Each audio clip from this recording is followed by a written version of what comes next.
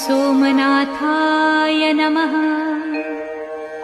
ॐ मल्लिकार्जुनाय नमः। ॐ महाकालेश्वराय नमः। ॐ ओंकारेश्वराय नमः। ॐ वैद्यनाथाय नमः। ॐ भीमशंकराय नमः। ॐ रामेश्वराय नमः। ॐ नागेश्वराय नमः। ॐ विश्वेश्वराय नमः। ॐ त्र्यंबकेश्वराय नमः।